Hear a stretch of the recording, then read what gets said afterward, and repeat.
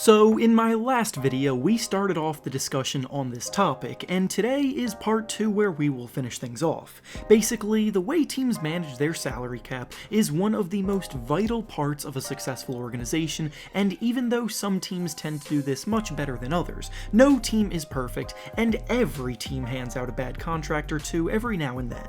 For the topic of today's video, to continue on from my last one, we'll be going through every team in the NBA and identifying the player with the worst contract on the team. Last video, we went through the teams in the Eastern Conference, so if you missed that, make sure to go check it out after you watch this one. And today, we'll obviously be going through the Western Conference teams. Before we start though, it turns out about 66% of you watching right now aren't even subscribed to the channel, so please, if you enjoy the content, consider hitting the subscribe button, as not only does it help out a ton, but I would also very much appreciate it. Now with that being said, let's begin. Going in alphabetical order by city, we'll start with the Dallas Mavericks, and the worst contract on their roster right now is Kristaps Porzingis. Porzingis was the team's major acquisition from the Knicks a few years ago, and the hope was that he would be the perfect star player sidekick to play alongside Luka Doncic as they begin to ascend into contention status. They trusted him with a max contract, paying him over $30 million per year while he was still injured, and well, while his production has looked good on paper, he's definitely struggled mightily on the defensive end and with overall consistency. Still a very good player, but if he doesn't get back to his previous form, his contract might make things a little more difficult for the organization. The next team up is the Denver Nuggets, and their worst contract right now is Gary Harris. Harris, a few years ago, was showing steady improvement on both ends of the floor and was playing like one of the best two-way role players in the whole league, so he signed a contract paying him over $20 million per year accordingly. But ever since he signed that deal, his play has been trending in the wrong direction, and his overall shooting and scoring ability have fallen off pretty hard. The next team is the Golden State Warriors, and their worst contract is Andrew Wiggins. Wiggins is definitely having a pretty good season this year, showing notable improvements on the defensive side of things while also scoring the ball a bit more efficiently than in years past. But he was given a max contract by the Timberwolves because they believed he had star potential, and I just don't think he's ever going to be that caliber of player. The Warriors brought him in hoping they could maybe improve his value and flip him for something better, so we'll have to see what they do here as the trade deadline approaches. The next team is the Houston Rockets, and their worst contract right now is John Wall. John Wall got paid the full Supermax extension by the Washington Wizards, and while he's definitely had a pretty strong return to the court this year after all the injuries he had to deal with, his days as an all-star and a top point guard are likely behind him. The Supermax is supposed to go to absolute superstar caliber players playing at an elite level, and unfortunately, Wall just is no longer someone doing that, as the Rockets now find themselves in a tough spot. Next up is the Los Angeles Clippers, and their worst contract is Luke Kennard.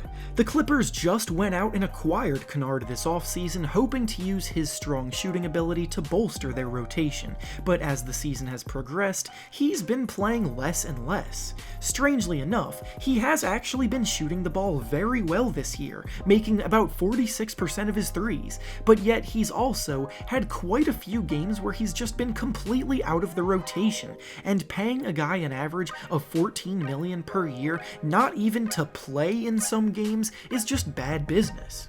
Next up is the Los Angeles Lakers, and their worst contract right now is Kentavious Caldwell-Pope. KCP got hooked up with a nice extension, paying him about $13 million per year this summer, both because of his loyalty to the team and for the way that he performed in the NBA Finals last season. And while he himself has not performed badly by any means this year, that's just a bit much to be paying for a 3-and-D player like Caldwell-Pope is. Next up is the Memphis Grizzlies, and their worst contract right now belongs to Gorgui Dieng. Dieng is actually the highest paid player on their team right now, which is absurd considering that he's the team's backup center. Sure, he's a nice stretch big that works well on the second unit, but he's making $17 million this year, which didn't make sense when the Timberwolves gave him that contract 4 years ago, and now, as the Grizzlies know, it still doesn't make any sense now. The next team up is the Minnesota Timberwolves, and their worst contract on their payroll right now is Ricky Rubio.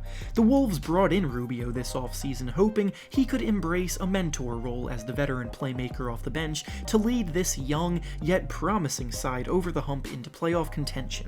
Unfortunately, the Wolves' season has once again been a bit disastrous, and Rubio himself is having the worst year he's had on the court in quite some time, not playing up at all to his $17 million per year contract.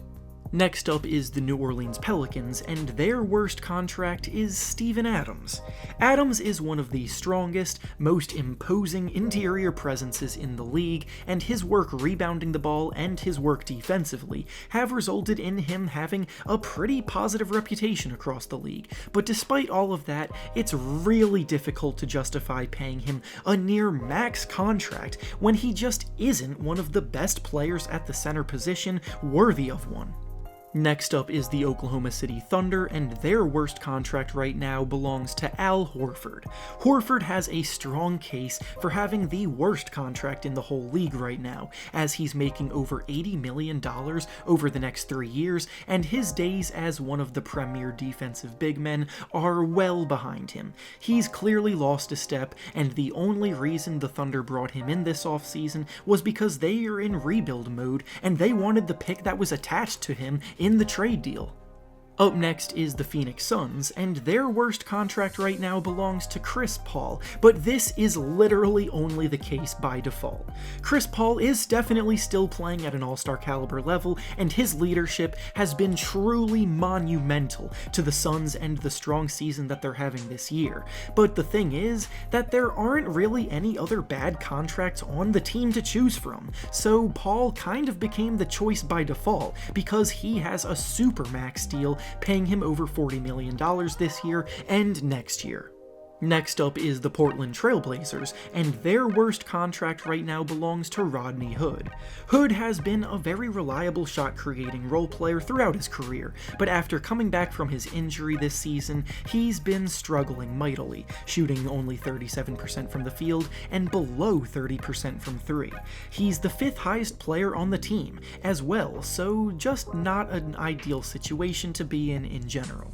Next up is the Sacramento Kings, and their worst contract belongs to Buddy Hield.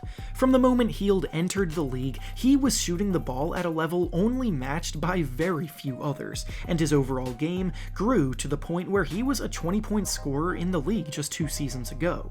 He finally got rewarded with his big contract, but now that he's been paid, he immediately began to trend in the wrong direction, with his overall production falling in each of the last 2 seasons, and his three-point shooting has not been nearly as lethal as we have become accustomed to seeing from him. Next up is the San Antonio Spurs, and the worst contract on their payroll right now is LaMarcus Aldridge.